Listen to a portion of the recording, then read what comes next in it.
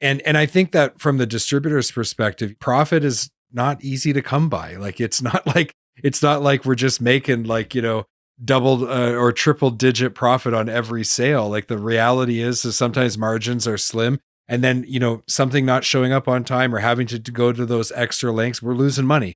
And that's a real cost to the distributor. And sometimes they have to just eat that. And it's not even their fault, right? I can't tell you how many times I had to just eat something because the supplier missed the shipping deadline. And now it's like, it doesn't matter because my customer needs to be taken care of. So I'm going to get the job done and we'll figure it out on the back end.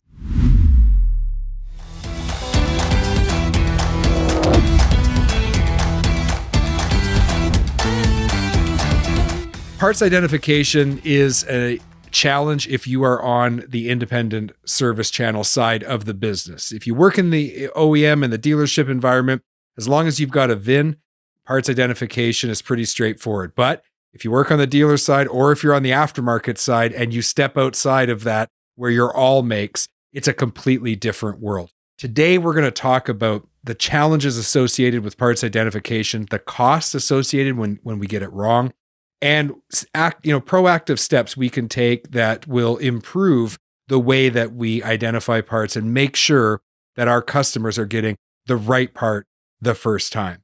To help me with this, I'm very excited to have Joe Steward, the general manager of Betts Truck Parts and Service, with me.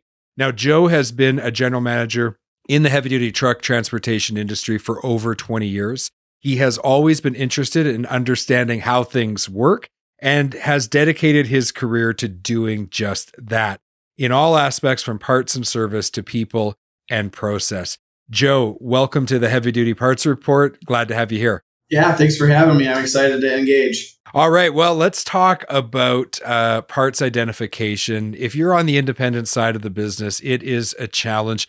You and I look like we're kind of coming from roughly the same age group. So let's talk a little bit about the way things were when we were first entering the business and learning the business. Joe, when you first got into the business, what was the way that people went about identifying parts, especially on that aftermarket side of the business? Oh, man. Well, we have the table full of catalogs. Hopefully, we had a customer who was competent enough or had the technical ability to tear down whatever project they were working on, or at least be able to limp their product or their vehicle in so that we could climb underneath it and identify whatever part they were, was broken and needed to be replaced.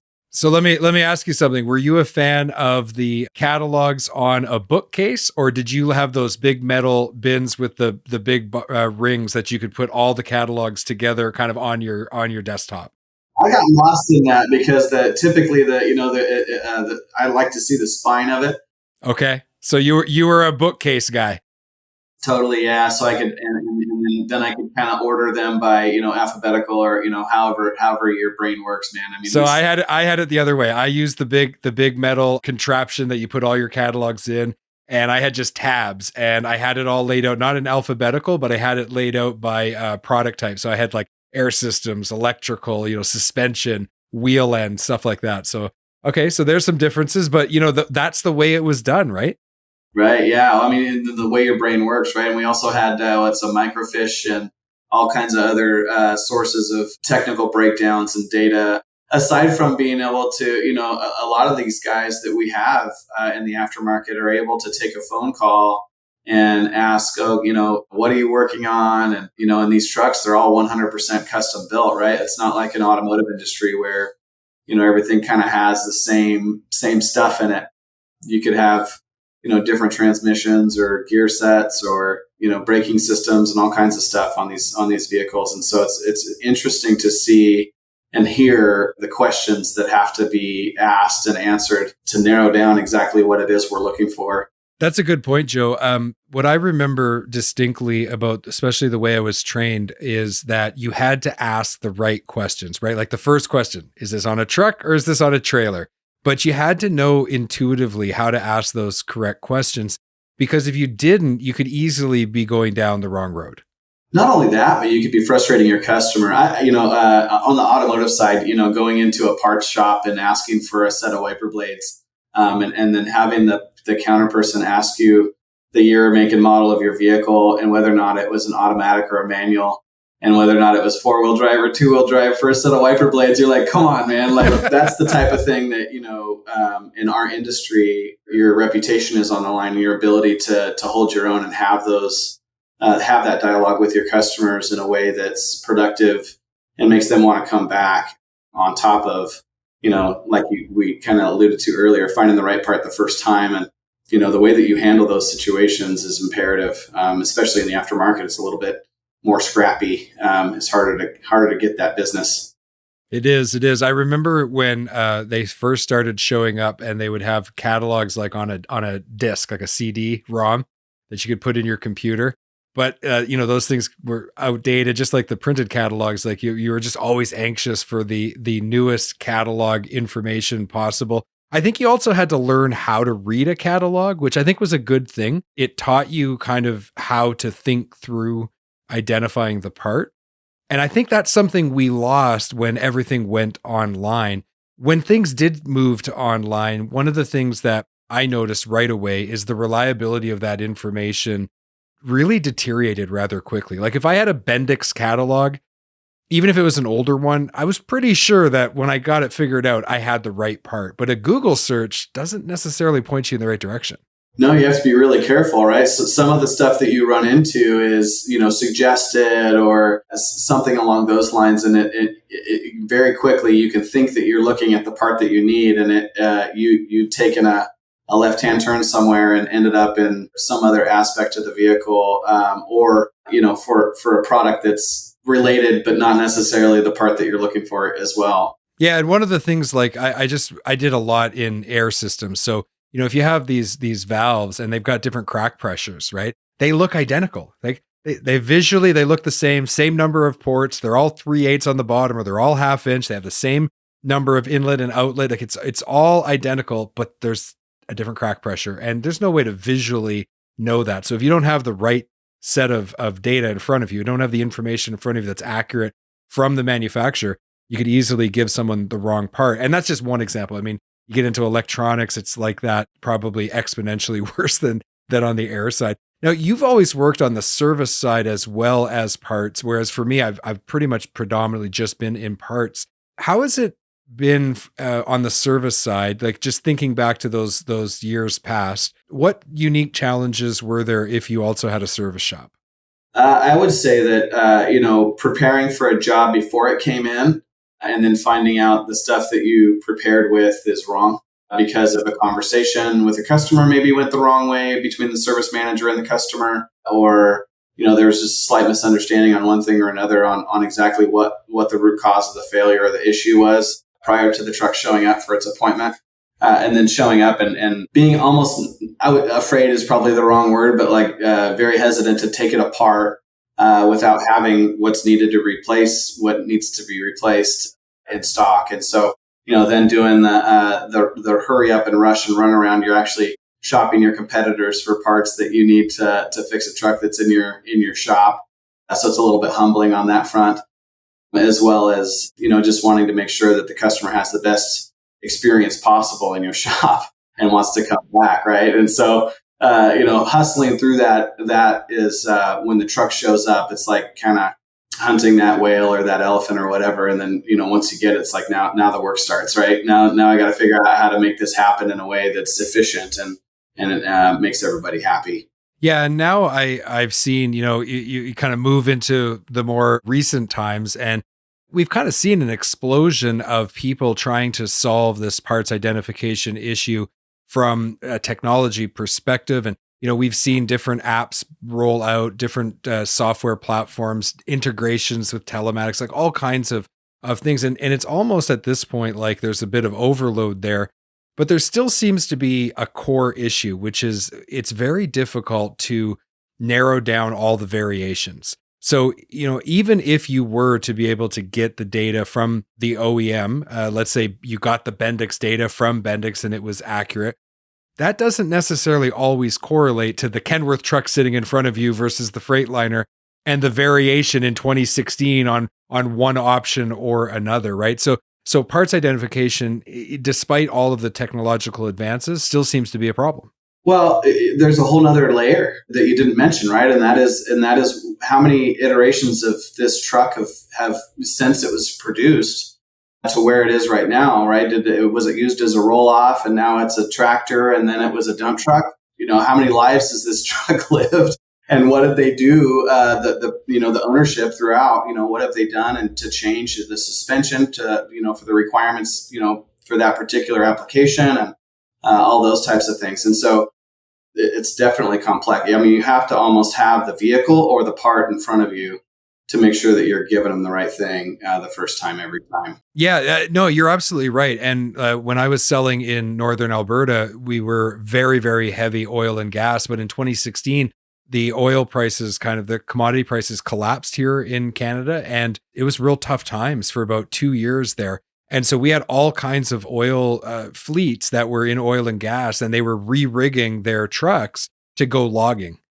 And then 3 years later, right, like the cycle on logs goes and oil and gas comes back. So then they rig again, right? And you're absolutely right. Every time they rig that truck for a specific vocation. And that's predominantly driven by the fact that these are work vehicles. These are assets that have to be out in the field making money. Otherwise, why do you even have them, right? So no, that's definitely something that adds to the complexity of it.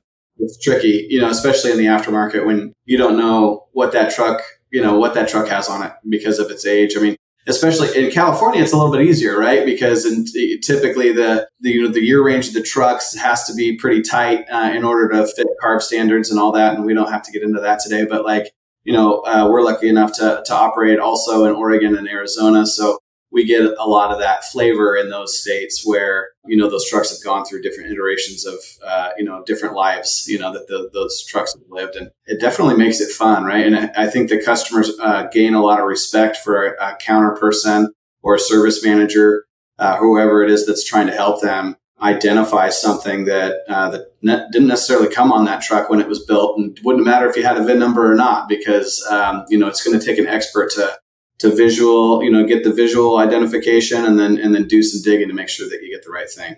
Yeah. And also I think of how vehicles have changed so much over the last 25 years. Like when I entered into the business, what was being produced, there was long, consistent runs. So you would have the same kind of setup suspension wise and engine platform and everything on a specific make and model. And maybe that run would last for several years. And so it was almost identical parts. As long as it was within that age range, you were pretty sure that the part you were looking for, and it was all mechanical, so there's a lot less to remember. Then all of a sudden you have so much more electronics. Now we have all of these ECMs that are running different things. You've got all these fault codes. You've got all this complexity to the technology, and that's really changed the game on parts identification as well. I agree. We've been in an aftermarket, and we don't necessarily do in my business. It's mostly suspension and wheel end type work that we're in right now. And I got to tell you, we're pushing our fleet, our technicians and our service managers to plug into every truck that comes in the shop, just like a dealership does. Pull codes prior to and after appointment, and just even on the ABS and traction control systems, just to show. That we're paying attention to everything that comes through the door and trying to, show the customer everything that's going on with their truck while it's in our care. Well, the game has changed. We're going to talk more about this after our break. We're going to take a quick break to hear from our sponsor, Find It Parts. We'll be right back. This episode of the Heavy Duty Parts Report is brought to you by Find It Parts, your ultimate destination for heavy-duty truck and trailer parts.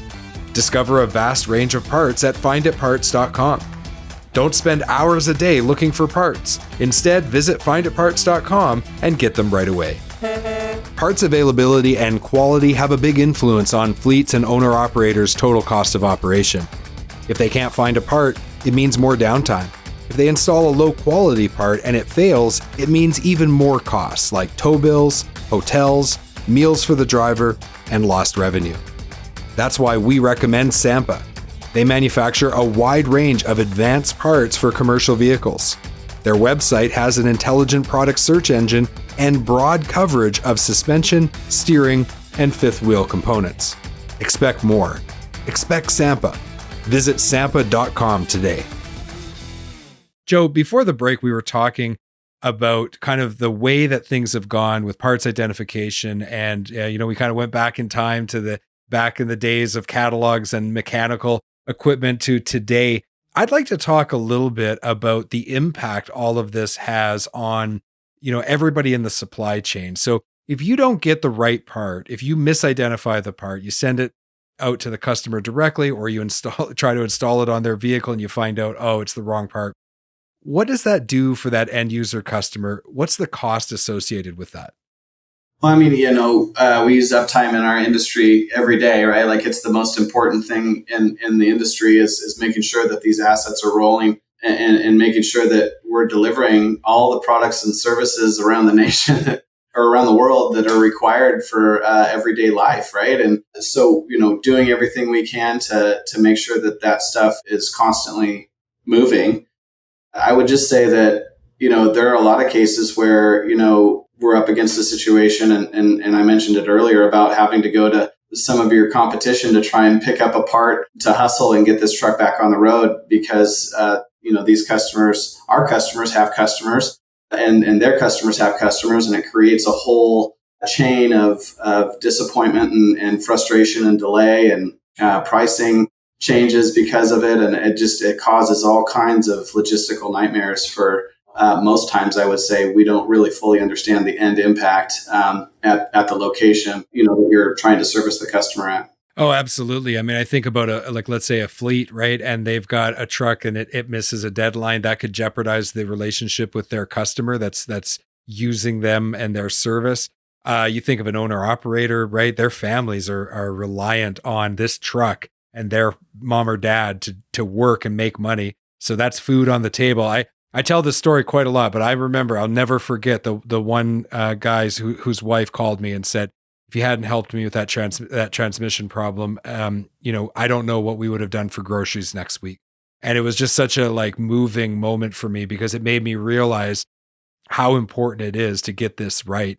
The cost isn't just for the end user customer though, too, right? The distributor and the supplier all obviously are impacted when the wrong part is shipped. So walk us through a little bit of what that feels like from your perspective.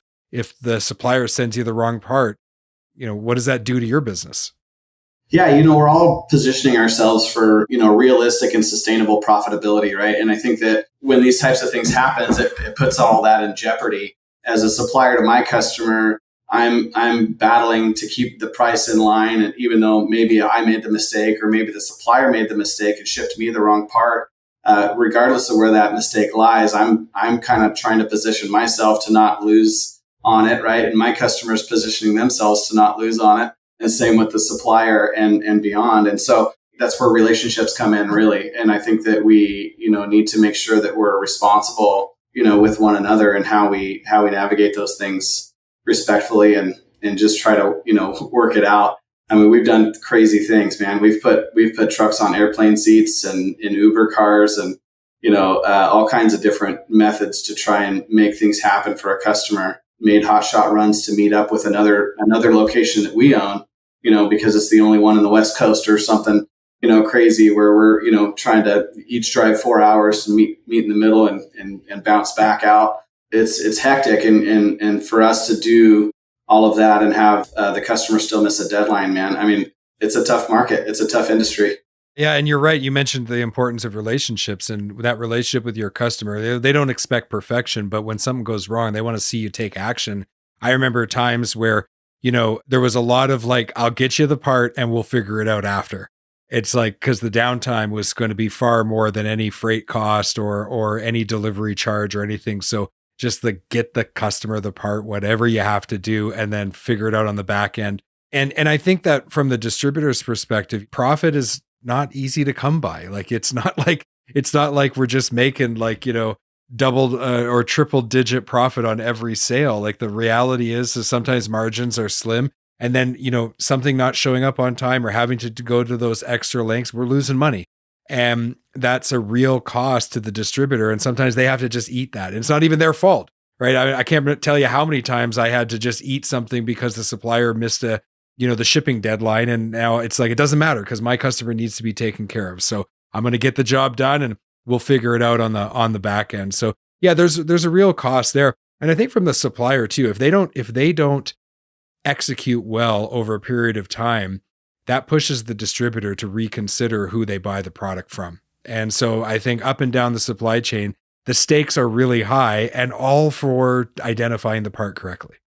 Well, and when we're selling to you call it retail or business to business, either way, right? We're selling to a customer that sometimes pays cash or sometimes has net terms. And I think that when we're trying to sell at a reasonable market price, you have to buy in volume to do that. And when these one-offs come at you, they're not cheap. They're not cheap, and it causes potential strain on relationships in both directions. Yeah, absolutely. Absolutely. So, what is Betts doing to invest in the technology you're using, training? Like, what steps is your company taking to make sure that all of their parts professionals have the best tools and are trained well so that they are able to identify the parts the customers need?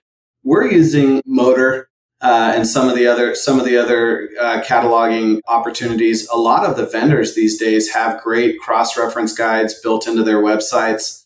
We use those. We've also engaged with an online store builder for our industry who has done a great job of helping us with our online store, providing cross-reference information and things like that. That we can use to help customers out when maybe we don't have X brand but we have Y, and can help them through those types of methods. And really, it's just with the generational changes that we've seen and the decrease in the workforce volume in our industry, we don't have that knowledge that we used to have. The guy that could, or a gal that could answer the phone and give you the part number off the top of their head without looking at the catalog, no longer, they're dwindling, right? They're harder and harder to come by. And so we're having to rely more and more on technology and online catalogs and sourcing methods that are different than they used to be, because the workforce simply doesn't have the experience that they used to have, the depth of experience, right? And so we're trying to cover up the lack of experience with technology, and it's in some cases successful and helps expedite certain things, but it definitely comes with its own set of challenges because you've got to make sure that they're paying attention to the details. I mean, you kind of mentioned earlier, you do a Google search or something for a part, and it could send you to a related part or something that's very, very similar, looks exactly the same, and maybe even the background image is the same. So you got to read the fine print that says, image used, not necessarily the, whatever that verbiage is or the terminology they use. You have to really pay attention to what you're doing because, again, looping back into the rest of the conversation that we've had so far, it's just, you can find yourself offering the wrong part very quickly, very easily. Yeah, and the training that is required now, like I think back to when I was first being trained, right? I remember I went and I said, "Hey, what is this?" And it was actually a MV3 valve. And the person who was my mentor, who was training me, he said, "I can tell you the part number, or I can show you how to figure out what that part is." Right? And he goes, "It's your choice." And it was a test. It was a test to see. I was like an 18-year-old kid, right? It's like, well, what kind of an employee do we have here? And I said, "Are you going to ask me every time, or am I going to teach you?"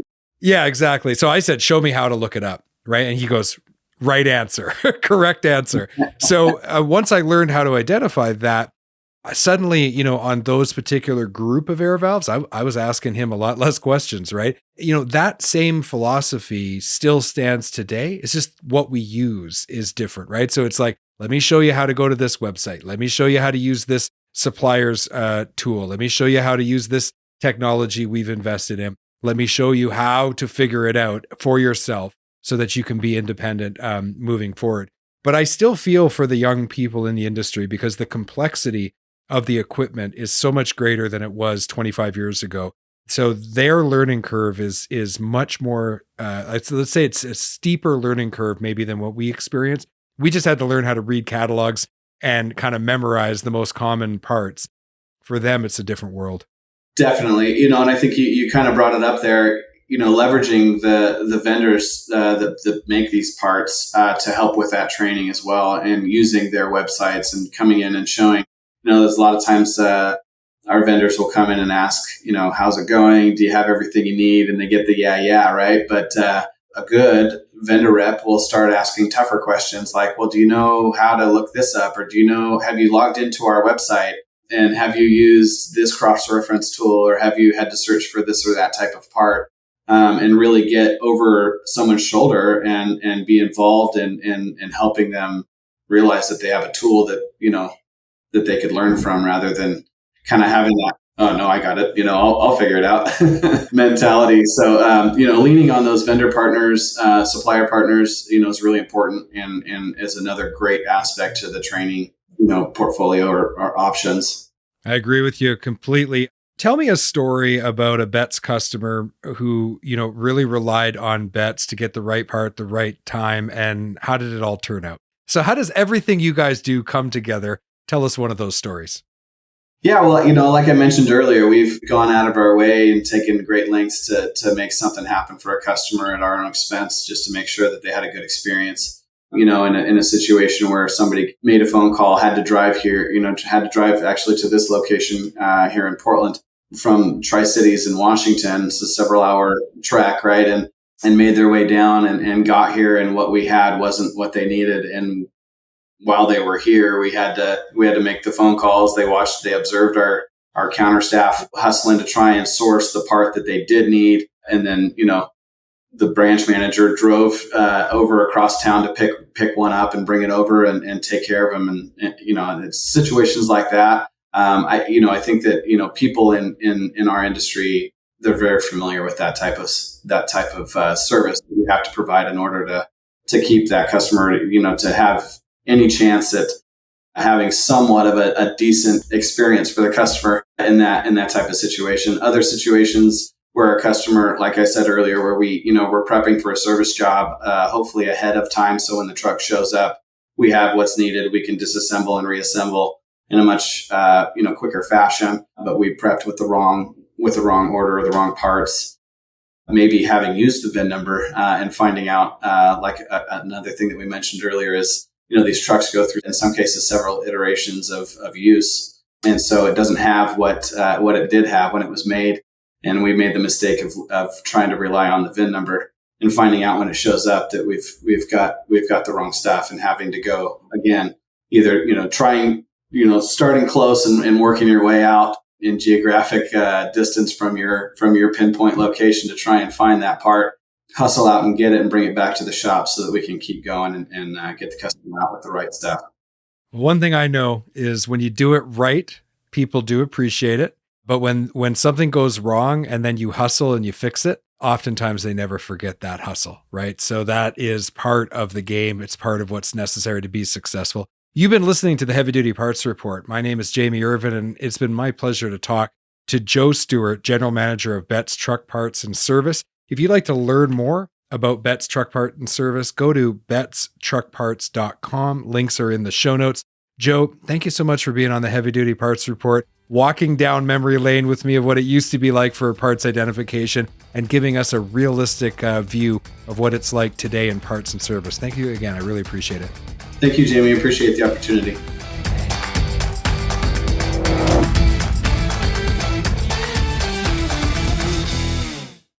Thank you for watching this video. Click here to subscribe to the Heavy Duty Parts Report YouTube channel, and click here to watch another great episode.